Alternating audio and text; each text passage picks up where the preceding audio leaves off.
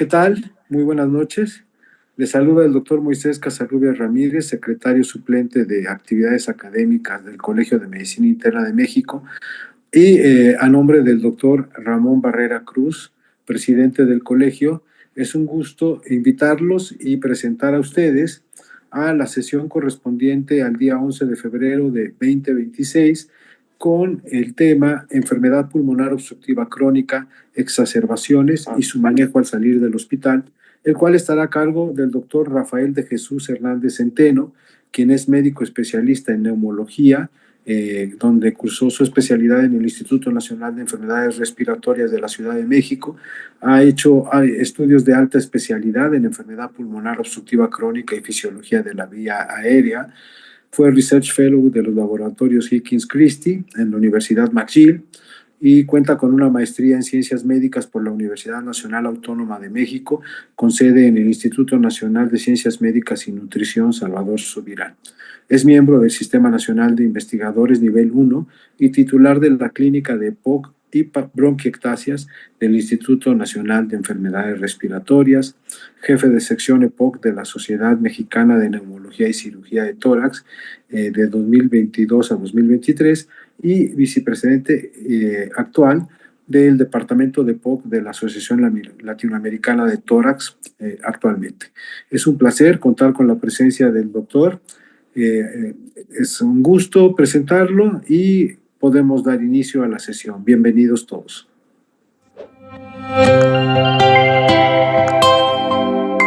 Soy el Dr. Alito y quiero presentarte la agrupación Clowns de Hospital del Mundo. Somos una agrupación de voluntariado donde clown hospitalario y humanitario representa una herramienta de intervención psicosocial, cultural y terapéutica que aporta beneficios significativos a la salud emocional, en especial los relacionados con la salud, la equidad, la paz y la inclusión.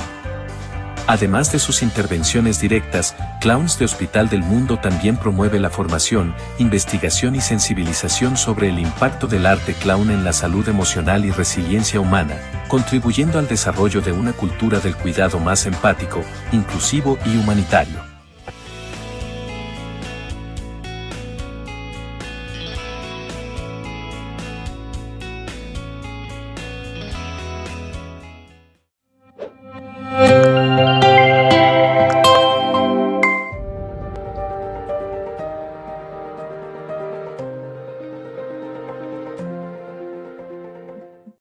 Hola, ¿qué tal? ¿Cómo están?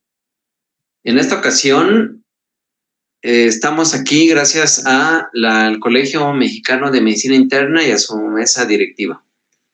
Mi nombre es Rafael de Jesús Hernández Centeno, médico neumólogo del Instituto Nacional de Enfermedades Respiratorias, y vamos a hablar sobre exacerbaciones y su manejo al salir del hospital. Es el protocolo Discharge de exacerbación grave y muy grave de la enfermedad pulmonar obstructiva crónica. La importancia de este tema estriba en que en los días y semanas siguientes a una exacerbación grave y muy grave, es el periodo crítico de una exacerbación aguda de la enfermedad pulmonar obstructiva crónica. Como vemos en esta diapositiva, existe un riesgo mayor en esa ventana de tiempo para tener eventos cardiovasculares. Como aquí, como ustedes ven en esta gráfica, en el primer mes de dicha exacerbación tenemos un riesgo elevado de eventos cardiovasculares. Ese riesgo se puede extender incluso entre 1 mes a 3 meses e incluso a un plazo más largo que es de 3 meses a 1 año. Estos eventos cardiovasculares son básicamente de tipo, puede ser infarto al miocardio, puede ser insuficiencia cardíaca, puede ser arritmias cardíacas, puede ser ictus, como los más comunes.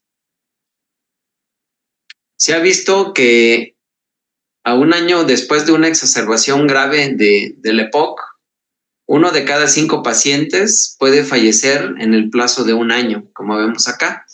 que vendría a ser el 22% de esta corte después de una primera hospitalización.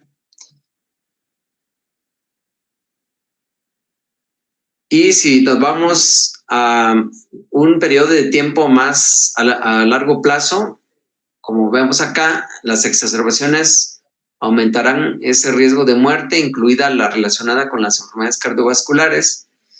Y en este estudio de un seguimiento a varios años, se vio que el 50% de los pacientes que habían sufrido una exacerbación de POC habían fallecido en un promedio de 3.6 años después de esa primera exacerbación grave. Si nosotros revisamos el reporte GOLD, que es, decimos que es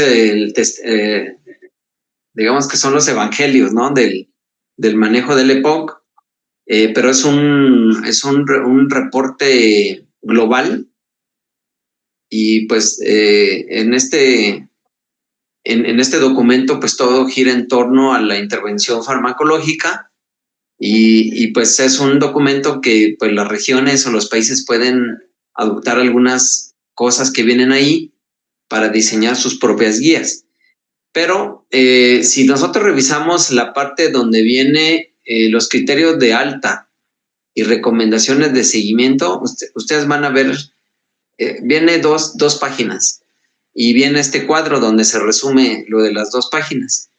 Y entonces acá viene las recomendaciones que hay que hacer durante el primer mes de seguimiento posterior al alta, y lo que sería de la semana 12 a 16 de seguimiento, que es lo que tienen que tomar en cuenta para evaluar en un paciente que recientemente estuvo ingresado por exacerbación de POC. Pero eso es todo lo que nos dice. Bueno, y hace ya algunos años atrás que hemos estado revisando este tema, está este artículo, que es un artículo de revisión de Marc Miravilles, que es el actual presidente de la Sociedad Respiratoria Europea. Encontramos también algunas recomendaciones que él da, o que este grupo da. Claro, esta es con literatura basada en evidencia, y ellos tratan de hacer un protocolo de alta, ¿no? Pero es una revisión narrativa y recomendaciones de expertos, y aquí ellos elaboran como checklist, ¿no? En donde el médico puede, antes de dar de alta a su paciente, ver que no se le escape, por ejemplo, la parte de cesación tabáquica, la parte de la optimización del tratamiento que el sujeto va a llevar, ¿no? Como por ejemplo la revisión de la técnica de inhalación, entre otros elementos, la rehabilitación pulmonar y la continuidad de los cuidados. Y aquí, por ejemplo, viene, el asegurar un seguimiento, viene el uso del oxígeno, viene el considerar las comorbilidades, por ejemplo, ¿no? Entonces, esto facilita mucho, la verdad es que le facilita mucho la vida al médico que va a dar de alta y al médico que lo va a recibir posteriormente en alguna clínica, ¿no? Entonces, lo que hemos visto en la mayoría de los documentos de recomendaciones, reportes, revisiones, guías de práctica clínica, por ejemplo, así como en este mismo artículo de Miravilles, en donde se dan estas recomendaciones, aquí hay que identificar algunos obstáculos y barreras, ¿no? que se pueden encontrar. Entonces él hace mención, por ejemplo, de educación de los proveedores o profesionales de la salud. Está, por ejemplo, identificar barreras, ¿no? Para las intervenciones.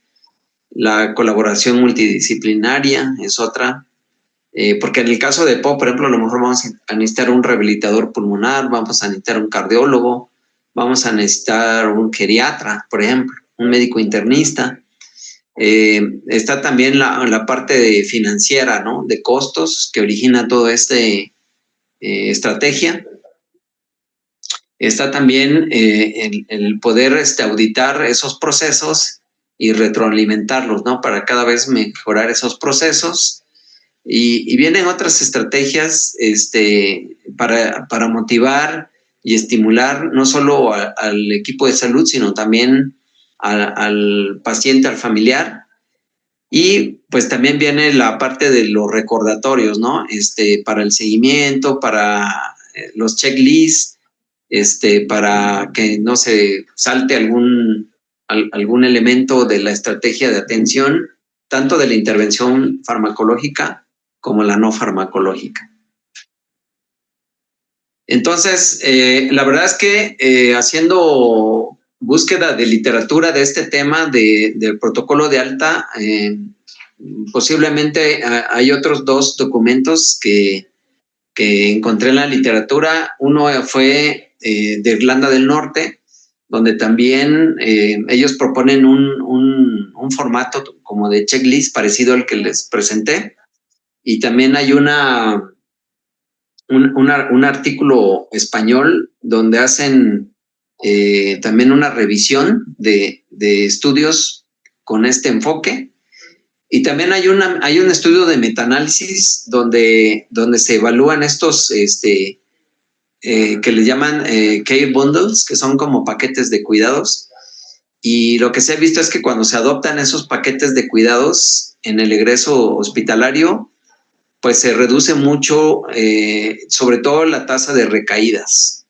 Las recaídas en este periodo que les comentaba, en los primeros 30 días después de egreso de un paciente, no solo es los eventos cardiovasculares que comentaba yo al principio, sino que también es la cuestión de las readmisiones, las recaídas por exacerbación de POC.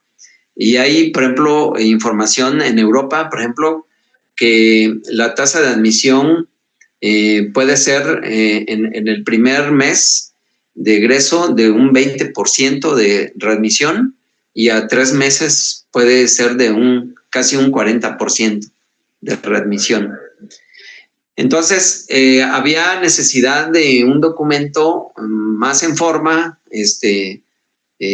básicamente una guía de práctica clínica que se dedicara, ¿no?, a este tema del protocolo discharge. Y esta es más o menos la metodología que se realiza para poder cristalizar este tipo de documentos. Aquí, por ejemplo, yo les pongo en este esquema cuál es el desarrollo general de un consenso formal de expertos, que es muy diferente a una revisión, que es muy diferente a un reporte, que tiene más peso, digamos, de evidencia científica. Y ya que es desde hace más o menos 2 años y medio, se empezó a hacer este proyecto que nos llevó más o menos un promedio como 8 meses, con reuniones de un grupo de expertos, pues que hay que buscar y revisar la literatura,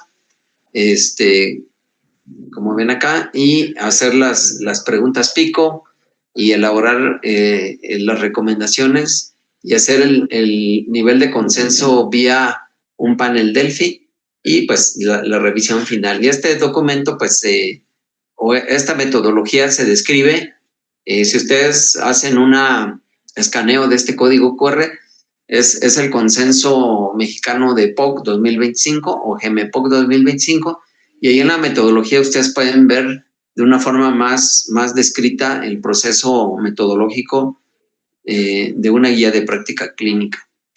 El nivel de acuerdo se hace a través de una escala de Likert para ese panel Delphi, y ustedes, el participante lee la recomendación, su nivel de evidencia, nivel de recomendación, y él puede poner más o menos su nivel de acuerdo, como lo ven ustedes acá, en este escala análoga visual que va del 1 al 9, al 10, y escogen qué nivel de acuerdo tiene de esa recomendación.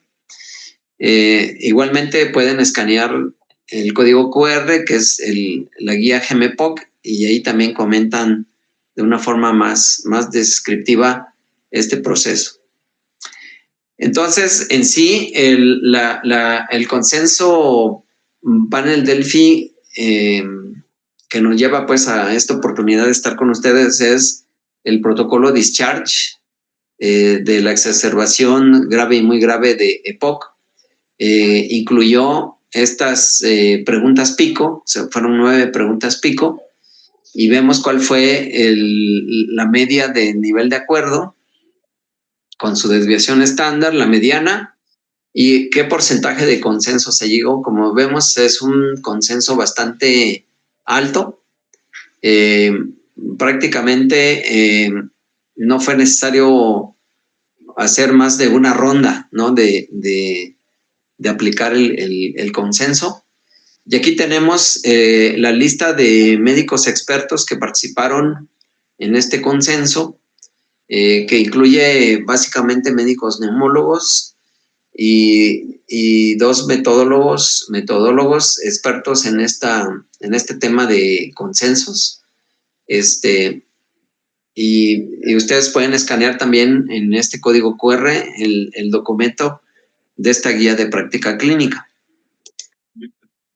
De esa revisión de literatura, por ejemplo, y dando respuesta a la primera pregunta del panel, los criterios de alta hospitalaria de pacientes con exacerbación grave de la enfermedad pulmonar obstructiva crónica, vemos que este es un checklist que pueden implementar en sus hospitales o en sus servicios, al momento de ya planear el alta de un paciente que ya se ha recuperado de una exacerbación aguda de POC. Entonces aquí lo ideal es que vayan cumpliendo todos estos pendientes, por llamarlo de alguna forma, y ya que ustedes completen estos criterios con esta lista de verificación, pues ya están más confiados, más tranquilos del momento de dar de alta al paciente. Sentimos que es un checklist más amigable y más sencillo y muy fácil de llenar. Para la pregunta número 2, se creó esta tabla, que son los factores asociados a un riesgo incrementado para tener, pues, un riesgo de que se repita una exacerbación o el riesgo de readmisiones. Y aquí vemos que hay factores propios del paciente, como los que vemos acá. Y aquí, por ejemplo, el SGRQ es un cuestionario de calidad de vida que se llama St. George Respiratory Questionnaire. Tener un puntaje alto puede ser un factor predictor de readmisiones, ¿no? O de recaídas. Y tener una escala del DINEA del MRC, Medical Research Council, de 3 o 4, que es una escala muy parecida a la de la clase funcional de la New York Heart Association. Aquí vemos los factores clínicos asociados al paciente, que son las características que hacen que se deben de identificar para pues adelantarse, ¿no?, a ese riesgo que puede tener. Los factores asociados a la gravedad de la enfermedad, del EPOC, ¿sí?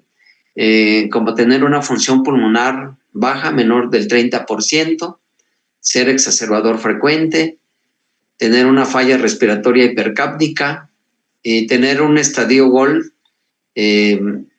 cada vez más avanzado, ¿no? Porque va del 1 al 4, obviamente tener 3 o 4 que va en relación al BEF1, sería más posibilidad de recaer.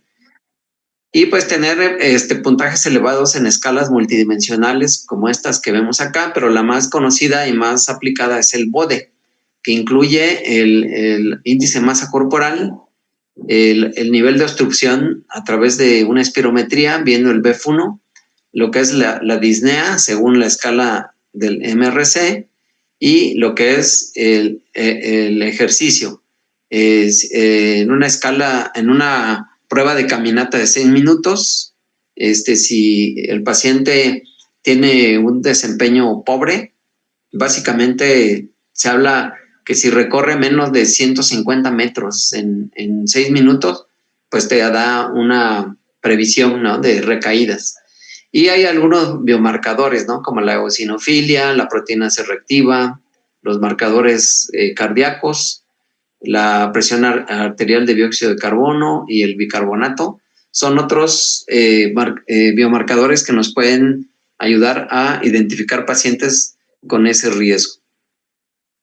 Cuando vamos a las siguientes preguntas, como es, por ejemplo, la de los broncodilatadores de corta acción y corticoides nebulizados, que pues los pacientes exacerbados se les administra esta intervención cuando están durante la hospitalización, que se puede poner 2, 3, 4 veces en el día.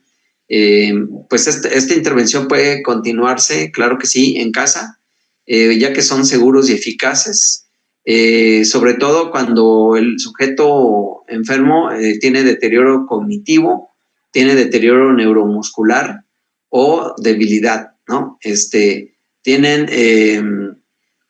Digamos que esta intervención puede disminuir las visitas médicas y los reingresos hospitalarios. Se recomienda administrarse en promedio hasta un mes, digamos, hasta recuperación del paciente o el uso correcto de sus dispositivos inhalados. Pero no es suficiente como tratamiento de mantenimiento y no deberían utilizarse como una monoterapia. O sea, no se pueden quedar así como para siempre, solo en casos muy, muy, muy evaluados y seleccionados. En otra pregunta, que es, ¿cuál es la eficacia y seguridad de los corticoides sistémicos para el manejo poshospitalario? También recordemos que el manejo de la exacerbación de POC conlleva la administración de esteroides sistémicos, generalmente intravenosos o vía oral, y básicamente se puede usar hidrocortisona, metilprednisolona, prednisona vía oral, deflazacor vía oral. Estos generalmente no son necesarios continuarlos o reiniciar otro curso durante el periodo poshospitalario. Básicamente, con lo que recibieron en el hospital, 5 a 7 días, es muy suficiente, a menos que el paciente no haya completado ese esquema y tenga que cumplirlo en casa. O sea, que por alguna razón o por mejoría se dé de alta antes, en los primeros 3 días o los primeros 5 días, pues va a tener que terminar el esquema en su domicilio.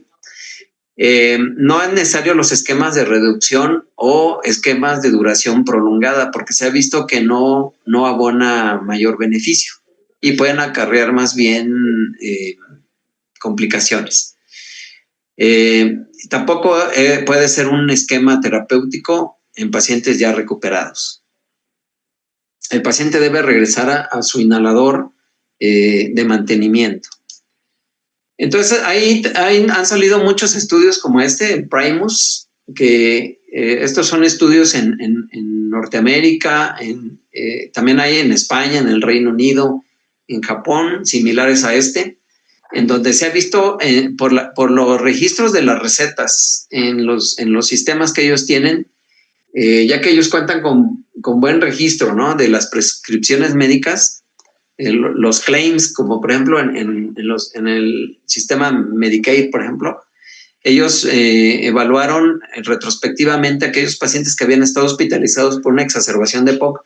Vieron a los pacientes que a su egreso les habían dejado, por ejemplo, una triple terapia, que es un LAMA y un corticosteroide inhalado, un antimuscarínico, un beta-2 agonista, de ambos de acción prolongada, adicionado con un corticosteroide inhalado. Y compararon con los que no habían recibido.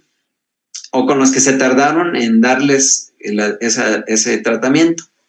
Entonces aquí ustedes ven en el margen inferior izquierdo, ven ustedes que a medida que se tarda uno más en dar la triple terapia posterior a ese egreso por esa hospitalización que ocasionó una exacerbación de POC, se vio que tanto los costos totales como los costos relacionados al EPOC van aumentando a medida que se tarda uno más en instaurar esa triple terapia. En la parte superior derecha vemos, por ejemplo, que igual, que a medida que se tarda uno en dar ese tipo de tratamiento, el riesgo de tener cualquier tipo de exacerbación pues va a aumentar, ¿sí? El tener una exacerbación severa, el tener cualquier causa de hospitalización, tener una remisión a 90 días por EPOC, tener una visita a urgencias por cualquier causa, o tener una visita a urgencias relacionadas a EPOC. Todos estos factores o variables van a estar más incrementadas si entre uno más se tarde por cada mes de retraso en instaurar una triple terapia en el tratamiento. ¿Por qué hago énfasis de la triple terapia? Porque estos pacientes, cuando estuvieron hospitalizados por la exacerbación, pues si ustedes se dan cuenta, si lo analizan, pues recibieron triple terapia porque se ponen nebulizaciones con salbutamol, con bromuro de ipratropio, se pone el esteroide ya sea nebulizado con fluticasona, con budesonida, o dado de forma sistémica, IV o vía oral. Ahí tenemos ya una triple terapia. Entonces, por sentido común, el paciente tendría que salir con una triple terapia, ¿no?, del hospital. Entonces, también en esta parte inferior derecha vemos que según el mes de retraso de instaurar esa triple terapia, la posibilidad de que el paciente vuelva a tener una exacerbación pues va a ir increciendo. Entonces, con respecto a la pregunta de la eficacia y seguridad de la administración de oxígeno, obviamente estos pacientes, el motivo del ingreso fue la insuficiencia respiratoria aguda, ya sea aparición o empeoramiento de esa insuficiencia respiratoria aguda crónica. Entonces aquí, al momento de egresar, es porque el paciente ha ido mejorando su capacidad de oxigenación, su saturación de oxígeno. Entonces hay que indicarlo si no ha alcanzado los niveles aceptables, que es por oximetría de pulso arriba de 88% o una PaO2 por arriba de 55 en reposo y al aire ambiente. Si todavía hay desaturación con actividades, ¿no?, con desplazarse, ahí, por ejemplo, la oxigenoterapia tendría que ser nocturna y durante los esfuerzos. Obviamente, si el paciente tenía uso previo de oxígeno, pues desde luego se tiene que ir de alta con oxígeno.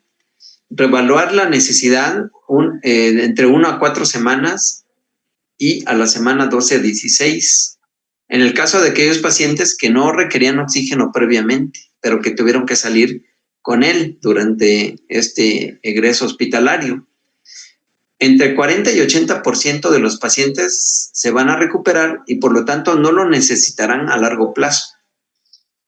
Hay que checar el tipo de administración, el flujo, el tiempo, y se extrapolan de lo que se conoce de acuerdo al EPOC estable. El flujo necesario mínimo que mantenga una saturación de oxígeno entre 88 a 92%. No es necesario tener flujos altos y saturaciones por arriba de esta cifra, porque eso acarrea más complicaciones.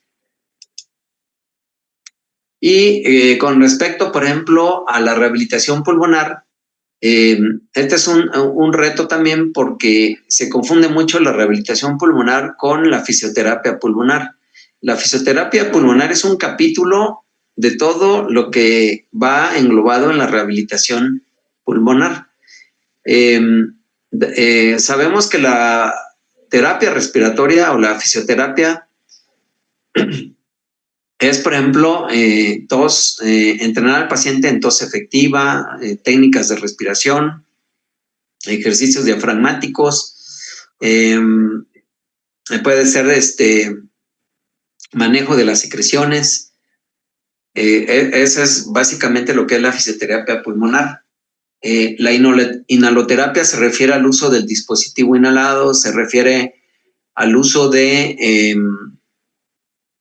las nebulizaciones. También la fisioterapia pulmonar incluye todas estas técnicas como el aeróbica, que es la terapia oscilatoria, la palmopercusión, el chaleco percutor, entre otras cosas, ¿no? La rehabilitación pulmonar va más allá. Esto es que incluye, por ejemplo, educación del paciente sobre su enfermedad, sobre su tratamiento, incluye medidas nutricionales, incluye acondicionamiento físico, trabajo de grupos musculares, de extremidades inferiores, superiores.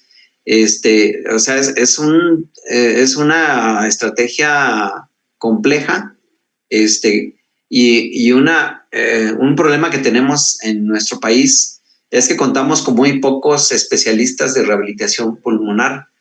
Hasta hace un par de años el número de especialistas es más o menos 90, distribuidos en toda la República Mexicana.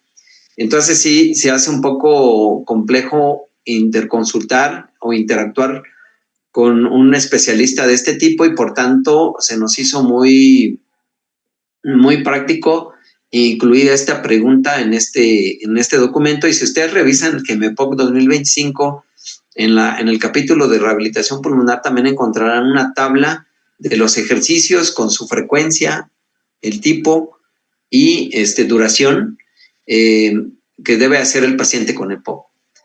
Entonces, la rehabilitación pulmonar debe ser iniciada de forma temprana, debe ser personalizada, supervisada, una vez que se tenga la capacidad y las condiciones, aún estando el paciente todavía en cama. La duración mínima debe ser de 6 semanas. Que esta rehabilitación ya debe ser de forma indefinida, porque si se deja de hacer la rehabilitación pulmonar, se pierden los avances que se logran. Los beneficios siempre hay que recalcarlos porque mejora la capacidad pulmonar, la resistencia física, los síntomas, la calidad de vida. Esto, como les comentaba, incluye el apoyo, la educación, la nutrición, y se ha visto que disminuye las recaídas y las readmisiones. En cuanto a la triple terapia, ¿quién debe de llevarlo ya de forma permanente y quién debe de regresarse a una broncodilatación dual? O sea, es decir, un LABA y un LABA. ¿Quiénes no podrían continuar con la triple terapia? Pues hay algunas contraindicaciones para el uso del corticosteroide inhalado, como son las neumonías previas documentadas, aquellos pacientes que tienen falta o rechazo de la vacunación contra la neumonía, la tuberculosis previa y los eosinófilos séricos en una biometría hemática menores de 100. Y en estos casos se debe suspender el corticosteroide inhalado al alcanzar la estabilidad clínica, que más o menos oscila más o menos en promedio a unos 3 meses. El tema de las vacunas. La vacunación pues ha tomado mucha relevancia a raíz de la última pandemia de COVID-19. Ya hay mucha cultura de la vacunación. Los mismos pacientes te la solicitan. Y pues este sería como el cuadro de vacunación que se pide para un paciente con EPOC, ¿no? Debe incluir la vacuna de influenza anual, la de neumococo, que es quinquenal, o puede ser definitiva, con 2 vacunas que ya tenemos. Está también la vacuna del SARS-CoV-2, que posiblemente sea anual, cuando haya oportunidad. dos vacunas que acaban de salir de virus sincitial respiratorio, que se recomienda a partir de los 60 años de edad. Acuérdense que los pacientes con EPOC generalmente son pacientes abuelos que conviven con sus nietos, y recordemos que los menores de 5 años pueden ser los acarreadores del virus sincitial respiratorio. La vacuna donde viene Bordetella pertussis, que es la TDA, que también se recomienda aplicarla. Esta, por ejemplo, tiene una vigencia de 10 años una vez aplicada.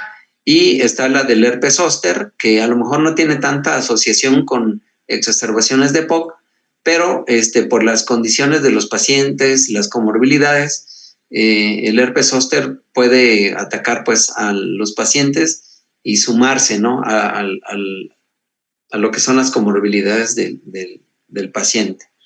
En España, por ejemplo, hay una estrategia de que los pacientes que van a urgencias por alguna razón o que van a salir de alta, esos momentos son aprovechados incluso para aplicarles las vacunas.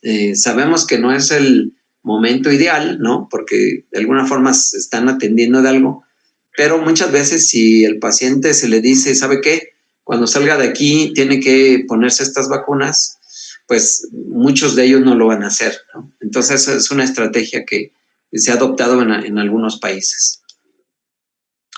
Y ya casi en las últimas diapositivas, recordarles, por ejemplo, que en nuestra corte de POC, de la clínica de POC de aquí del instituto, publicamos el año pasado este artículo, que en México tenemos una población de más o menos alrededor de 60 millones de habitantes que residen en altitudes moderadas a partir de 1,500 metros sobre el nivel del mar. Y muchos de los índices multimétricos que fueron diseñados y validados, la mayoría de ellos pues nacen en Europa, en Norteamérica, se aplica para pacientes que viven a nivel del mar. Nosotros diseñamos este índice multimétrico que se llama BOCEA 90, que digamos es parte, ¿no?, del BODE, el famoso BODE, y estos son nuestros variables que predicen mortalidad en nuestros pacientes con EPOC, como es el índice masa corporal. Entre más bajo, sobre todo más abajo de 23, 22, predice mayor mortalidad. El grado de obstrucción, sobre todo aquellos pacientes que tienen menos de 60%. Pacientes con tabaquismo activo, recordemos que hasta la mitad de los pacientes con EPOC siguen fumando. El desempeño en la prueba de ejercicio también, como les comentaba al principio, dictamina cierto valor predictor de mortalidad o de sobrevida. Obviamente la edad es un factor inherente. A partir de los 65 años, más o menos, es un parteaguas. Y la saturación de oxígeno, porque recordemos que la altura impacta también en el grado de oxigenación. Entonces aquí el punto de corte es 90%. Tomar en cuenta todas estas variables en el seguimiento de los pacientes y atender cada una de estas en la medida de lo posible con las diferentes intervenciones. Por eso invito a que revisen también GEMEPOC 2025. Y finalmente, a manera de conclusión, dada la falta de una guía en este enfoque, era necesario un consenso discharge de la exacerbación grave de EPOC. Este consenso pretende facilitar la transición de los cuidados entre el hospital y el domicilio para médicos de primero, segundo y hasta de tercer contacto. El reto es la implementación de estas medidas, de estas recomendaciones, su monitoreo y sobre todo la medición de los desenlaces, ¿no? Cómo medir si al implementar estas medidas se impacta, ¿no?, en la tasa de desenlaces de eventos y de readmisiones. Y pues este es un documento que viene siendo un complemento de la Guía Mexicana de EPOC, que es la GEMEPOC 2025 o GEMEPOC 2.0. Con esto termino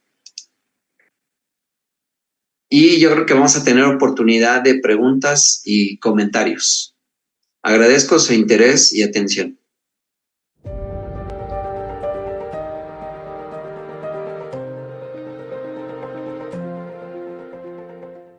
Hola, buenas noches. Muchísimas gracias, doctor Rafael Hernández, por esta plática tan interesante. Vamos a ver si tenemos preguntas. Bueno, primero tenemos muchas felicitaciones y muchos saludos de las distintas partes de la República, de Los Mochis, de Ciudad de México, desde Querétaro, de Coyoacán, Aguascalientes, Guamúchil, de Villahermosa, Tabasco, de La Perla, Tapatía, de Buenos Aires, Jalisco, de Tapachula, Chiapas, Puebla, Monterrey, San Luis Potosí, Jalapa, Veracruz, Cuernavaca, más de Guadalajara, Aguascalientes, Tabasco, la doctora Teresa Barrio de Chihuahua. Sí, también tenemos presencia de gente en Guatemala, Perú, Bolivia y Ecuador. Y bueno, estaremos atentos en espera de las preguntas para el doctor. Qué interesante se me hizo, y es cierto, lo de la vacuna sincitial del virus sincitial respiratorio, que siempre era como lo típico en niños, ¿no? Y ahorita ya desde hace unos años en adultos se está presentando, pero pues sí es cierto, por todos los nietos. ¿Y la vacuna se consigue en todos lados, doctor? Hola, ¿qué tal? Buenas noches. Gracias, doctora Carla Rojas y doctor Luis Pedraza por la invitación. Pues un honor, ¿no? Estar esta noche con su auditorio, el Colegio Mexicano de Medicina Interna. Y pues sí, ya es otra vacuna que hay que agregar a la cartilla, ¿no? A la cartilla, pues, que se maneja del adulto mayor, ¿no? Porque generalmente a partir de los 50, 60 años más, es que hay una cosa que se llama inmunosenescencia, ¿no? Y por eso es más factible que a partir de esa edad la población es más susceptible, ¿no? A este tipo de infecciones. Y apenas la vacuna del virus sincicial respiratorio se ha introducido a nuestro país. Tendrá, creo que menos de un año. Tenemos 2 vacunas, una de Pfizer y más recientemente una de GlaxoSmithKline, que son las que ya tenemos también como armamento, ¿no? Para tener más, para combatir, pues, ¿no? Sí, entonces, ya aparte de pensar en la vacuna del COVID, en la vacuna de influenza, en la vacuna de neumococo, bueno, también se habla de la bordetela, ¿no? Que viene en la TDAP, ¿no? Que también pasa algo parecido como ahorita lo que estamos viendo con los brotes de sarampión, ¿no? Las toses, esas coqueluchoides horribles que no paran. Ajá. Exacto, sí. Entonces, como ahí todavía batallamos, que hay ciertos grupos de la población que son antivacuna o que por su religión o por cuestiones socioculturales no les late pues ponerse la vacuna, por ahí es donde surgen esos brotes, ¿no? Pero también yo me he dado cuenta que a veces hasta el mismo médico de primer contacto es el que promueve que no se vacunen, ¿no? Y pues es una de las cosas que tenemos que trabajar mucho, ¿no? Sí. Tenemos ya unas cuantas preguntas, doctor. Sí, cómo no. Isauro Ramos dice, bueno, pregunta, ¿existe un estudio comparativo de los equipos para rehabilitación pulmonar en cuanto a eficiencia? A ver, otra vez, perdón, no, se cortó un poquito. Pregunta si existe un estudio comparativo de los equipos para rehabilitación pulmonar en cuanto a eficiencia. Sí, hay diversos estudios, desde luego, que soportan pues la recomendación de todos estos programas de rehabilitación pulmonar, pero he de decirles que tampoco, la verdad es que no se requiere gasto, pues, para comprarse esos equipos, o desde una bicicleta estacionaria, por mencionar algo, hay muchas publicaciones en donde ejercicios sencillos, donde no se necesita inscribirse a un gimnasio ni comprarse los tenis más guau, ¿no? Que salgan. No se requiere eso. A veces hasta con una liga, un banco, un pasillo, se pueden hacer muchos estrategias de ejercicios, ¿no? Claro que hay, sobre todo dentro de la cuestión de fisioterapia, el chaleco percutor, la capela, el aeróbica, sí hay muchos estudios que soportan pues su recomendación, ¿no?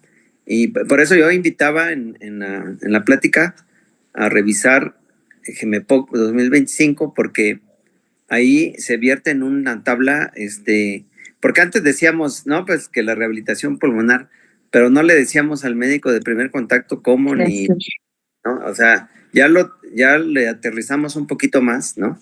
El tipo de ejercicio, la frecuencia, las repeticiones, la duración, ¿no? Entonces ya ahí hay ya como una receta de cocina, pues, ¿no? ¿Qué tanto? Y qué decirle al paciente, porque pues luego no sabíamos qué escribirle, ¿no? O qué recomendarle al paciente, ¿no? Sí, sí, ok, gracias. Rubén Rafael Rodríguez dice, buenas noches. Debido a la alta tasa de complicaciones cardiovasculares posterior al egreso, ¿hay alguna medida para reducir este riesgo? Sí, acordémonos que básicamente el paciente con EPOC generalmente es un paciente mayor de 60 años, porque para haber desarrollado el EPOC se requirió muchos años de exposición, ya sea al cigarrillo o de leña, ¿no? Entonces, y como se comparte el factor, la causa, pues, o el factor de, ¿cómo se dice? Pues sí, los mecanismos, ¿no? Muchos pacientes con EPOC, pues como decimos nosotros, vienen en paquete, ¿no? O sea, el paciente trae su grupo de comorbilidades, ¿no? Básicamente trae comorbilidades cardiovasculares, metabólicas, ¿no? Entonces, nosotros cuando estamos ante un paciente con EPOC, tenemos que indagar qué otras comorbilidades, porque seguramente viene arrastrando otras comorbilidades. Muchas veces esas comorbilidades ya están detectadas e incluso ya están tratadas, ¿no? Y ya están en seguimiento, pero muchas veces no están identificadas y por lo tanto no están manejadas, ¿no? Entonces, esa, por ejemplo, es una forma de que si se detectan las comorbilidades y están controladas, pues es una forma de evitar, ¿no? Desenlaces. Y pues todo lo que ya en esta charla, pues el tratamiento óptimo, las vacunas, la rehabilitación, todo eso abona, ¿no? Abona en que el paciente no esté con recaídas. Ok. Dice Juan Carlos García, excelente ponencia. ¿Cuál es el papel de los mucolíticos? ¿Cuáles en caso positivo sugiere y su frecuencia como duración de su administración? Esa es una pregunta muy, muy, muy relevante. Fíjese que los mucolíticos, hay estudios interesantes que han mostrado que sí pueden reducir exacerbaciones, pero si los das además de, o sea, aparte del tratamiento recomendado en las diferentes guías, si tú le agregas el expectorante o el mucolítico, sí se ha visto que sí ofrece beneficios, sobre todo en mejorar síntomas, ¿no? Por sí solos no se ha logrado una eficacia en los desenlaces más importantes para esta enfermedad. Por eso no vemos los mucolíticos como una piedra angular en el tratamiento del EPOC, ¿sí? Pero si hay que darlos durante una exacerbación de EPOC o un paciente que tiene el fenotipo bronquítico crónico, se puede dar, por supuesto que sí, porque al mejorar los síntomas, pues vamos a mejorar su calidad de vida. Pero hasta ahí nomás, no va a redundar en mejorar otros desenlaces, como por ejemplo, sobrevida, ¿no? Etcétera, ¿no? Ahora, ¿qué mucolíticos se recomiendan? Pues los mucolíticos hay diversas en el mercado, pero por ejemplo los que se recomendarían es aquellos que tienen que aparte de ser mucolíticos, que tienen propiedades farmacológicas de mucolíticos, se les ha encontrado propiedades antiinflamatorias, porque tienen propiedades antioxidantes. Pues estos mucolíticos serían, por ejemplo, carbocisteína, erdosteína, N-acetilcisteína. Todos los demás mucolíticos sí son mucolíticos, pero no tienen efectos antiinflamatorios. Entonces, si ustedes desean darle uno de estos agentes a su paciente, que sea de ese grupo, ¿sí? Y también en GEMEPOC se dedica un capítulo breve, pero conciso, sobre los mucolíticos, ¿no? Y donde se habla de que precisamente falta más evidencia, por lo que no es una piedra angular en el tratamiento, pero que sí pueden ayudar a mejorar los síntomas. Ok, muy bien. Doctor Moisés Casarrubias, ¿tienes preguntas? Sí, tenemos una pregunta en las redes sociales de parte del doctor Edgar Pantaleón. Y él hace la pregunta en pacientes que egresan del hospital después de la agudización con triple terapia, ¿por cuánto tiempo mantenerla? Esto es relacionado con una de las diapositivas que presentó el doctor. Sí, se recomienda que por lo menos se siga por 3 meses, ya que se ha visto que esa inflamación que detona la exacerbación del EPOC puede tardar hasta ese tiempo.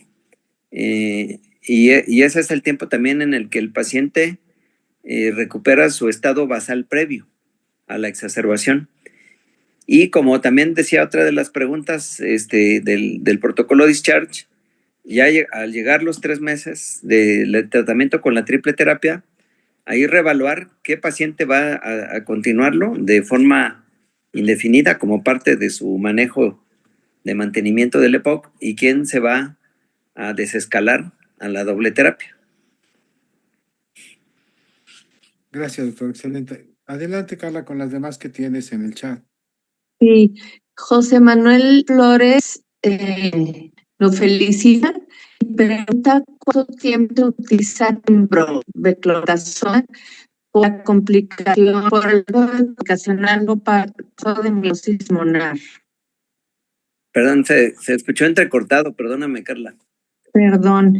Sí. Pregunta José Manuel Flores que cuánto tiempo se utiliza beclorazona por el riesgo de meiosis monar a largo plazo. ¿Cuánto tiempo se usaría la molécula ahí? Beclometasona. ¿Beclometasona? Beclometasona, sí. Okay, sí. Beclometasona es el primer esteroide inhalado. Bueno, no sé si se acuerdan, también hace ya como 30 años había otro que se llamaba triamcinolona. Fueron como los primeros esteroides inhalados, ¿no? Que hubo en el mercado. Y pues ahora sí que han pasado, sobre todo beclometasona, ha resistido la prueba del tiempo, ¿no? Es un esteroide bastante confiable, seguro, y de hecho, pues se usa mucho en población infantil también, ¿no? De hecho, con el advenimiento de otras moléculas como budesonida, fluticasona, por ahí hubo otra también, bueno, ahorita recuerdo cómo se llamaba, que también ahorita ya cuesta un poco encontrarla, ciclesonida. Se dejó un poco de lado la beclometasona y volvió a renacer combinada, ¿no? Con los broncodilatadores, y pues sigue mostrando pues que es una molécula bastante segura, pues, y eficaz, y se puede usar el tiempo que sea. No hay ningún problema. No se ha visto, pues, problema con los esteroides inhalados, a menos, como comentábamos ahí en una diapositiva, que el paciente tenga una historia de neumonías recurrentes, como el uso de los esteroides inhalados, sí te da un riesgo mayor, que va de más o menos 3 a 5% de tener neumonías. Gente, por ejemplo, que tiene tuberculosis latente, ¿no? Hay que tener cuidado. Y por eso decíamos esto también de la gente que no es de la idea de vacunarse. Ahí tenemos que tener un poco de reserva, ¿no? Con los esteroides, pero el paciente con triple terapia, que se le receta uno de estos medicamentos que contenga beclometasona, han mostrado bastante seguridad. Sí, doctor, perdón, nada más precisando una cosa, el doctor Flores, que hizo la pregunta que usted acaba de responder, le preocupaba particularmente el riesgo de infecciones micóticas. Me imagino que hace referencia a candidiasis, Sí. Si pudiera abundar un poco en ese riesgo en particular. Sí, por supuesto, con mucho gusto. Sí, el uso de los esteroides inhalados tienen como un efecto secundario muy frecuente la infección orofaringia por micosis, ¿no? Por hongos, cándida, que es el más común. Y he de decir que hay gente que nada más ve el medicamento y ya le salió, ¿no? Ya le salió el hongo sin usarlo. Y hay gente que ni se enjuaga la boca y nunca tiene mayor problema. Claro que cuando se prescriben los esteroides inhalados, siempre hay que decirle al paciente que después de sus administraciones se tiene que enjuagar la boca. Hay que realizar gárgaras y buches. Puede ser con agua simple, agua de bicarbonato o el enjuague que de su preferencia, pero siempre lo tienen que hacer para quitar los residuos del medicamento que se quedan en la garganta. También, para minimizar esta situación, se puede usar los espaciadores, pues, o las aerocámaras, y eso también ayuda mucho a reducir esta situación. Pero la verdad que es muy raro que uno tenga que suspenderle el esteroide inhalado a algún paciente por esta situación.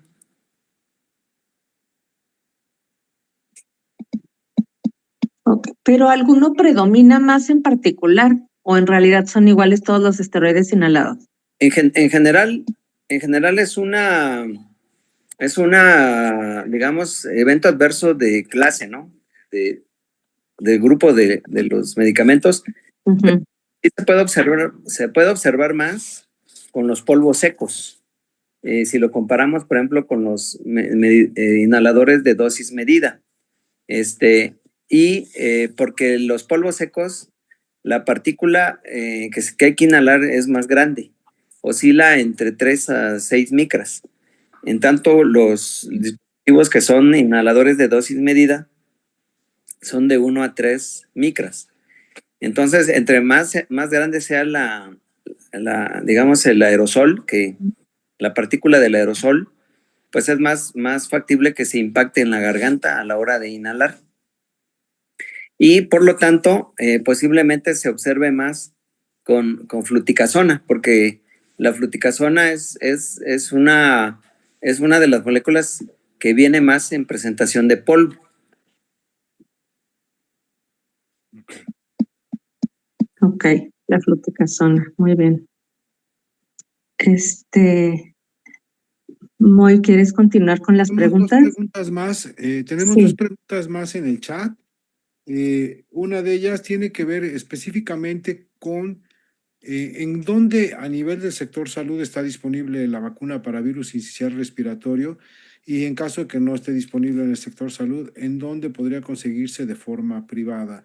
Nos hace la pregunta, ahí En permítame, las farmacias, ¿no? la doctora Nelly Yasmín Patricia Cabrera. Sí, hasta donde tengo entendido todavía no está en el sector salud porque son muy recientes.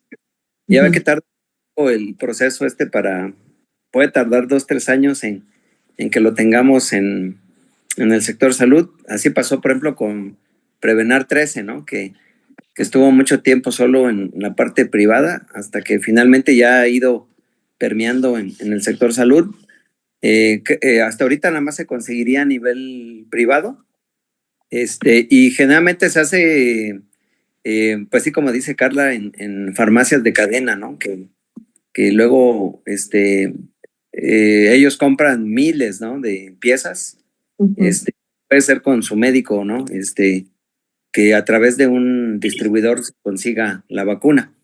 La vacuna de Pfizer se llama Abrismo y la vacuna de Glaxo se llama Arexvy. Creo que está más distribuida ahorita Abrismo, porque entró un poco antes que Arexvy. Pero ya desde 2025 están las dos. Bien, tenemos la última pregunta, doctor, ya para no abusar tanto de su tiempo, de parte del doctor Carlos Joel Arieta. Él nos dice que por diferentes motivos nos vemos en el escenario de que hay muchos pacientes que para mantener su control tienen que estar usando de manera crónica esteroides sistémicos porque han tenido problemas para su retiro, bueno, por los motivos que sea, y que cuando estamos en ese escenario y tenemos que usar las dosis más bajas posibles de esteroide, ¿qué nos recomendaría más usar? ¿Dosis bajas de prednisona o dosis bajas de deflazacort en concreto? ¿Y qué dosis específicamente? Sí, bueno, la verdad es que no hay un estudio que muestre algún tipo de evidencia de uso de esteroides sistémicos vía oral a largo plazo o de forma crónica. No lo hay. Y sí entiendo que sí hay algunos pacientes que lo requieren y que sí es difícil retirárselos.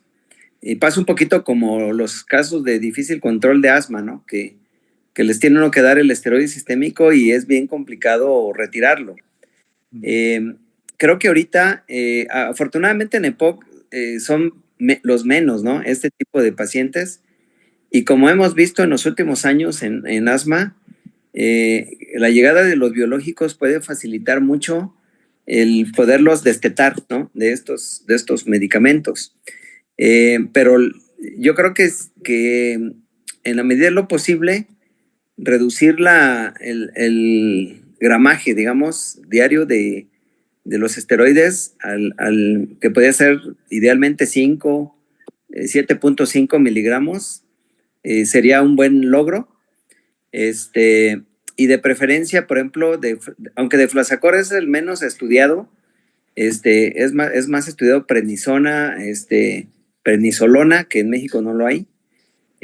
Pero se supone que deflazacort es el más nuevo de los esteroides vía oral, ni tan nuevo, pero es el que se ha asociado a menos efectos secundarios, ¿no? Menos efecto mineralocorticoide, y menos efecto sobre la glicemia, ¿no? Entonces, yo diría que si había que escoger, yo diría que se inclinara más por deflazacort y encontrar la dosis más bajita, que en el caso de deflazacort pudiera ser 6 miligramos diarios, ¿no?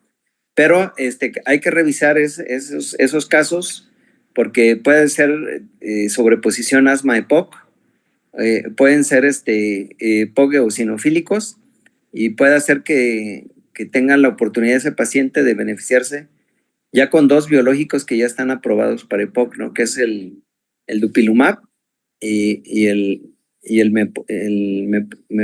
mepolizumab, que son específicamente para inflamación eosinofílica. Y habría que evaluar ese caso en particular Y esa sería una forma de quitarlo del esteroide sistémico. Excelente, doctor. Hemos agotado las preguntas. No sé si Carla quiere agregar algo para el cierre de la sesión. Muchas gracias, doctor. No. Nada más el agradecimiento. Muchísimas gracias, doctor Rafael Hernández Centeno, por estar con nosotros y pues por ayudarnos, por contestar todas nuestras preguntas. El doctor neumólogo con alta en EPOC y en vías respiratorias. Le agradecemos mucho su participación y esperamos que siga colaborando con nosotros. Sí, por supuesto, con mucho gusto. Y muchas gusto gracias, ver. doctor, y felicidades por su charla. Gracias. Bueno, buenas noches. Nos vemos, Moy. Nos vemos, Carla, nos vemos. Nos despedimos. Saludos a de todos. Nuestros queridos compañeros, les mandamos un fuerte abrazo desde aquí de la Buenas ciudad. noches. Feliz Día del Amor y la Amistad. Cuídense. Hasta luego.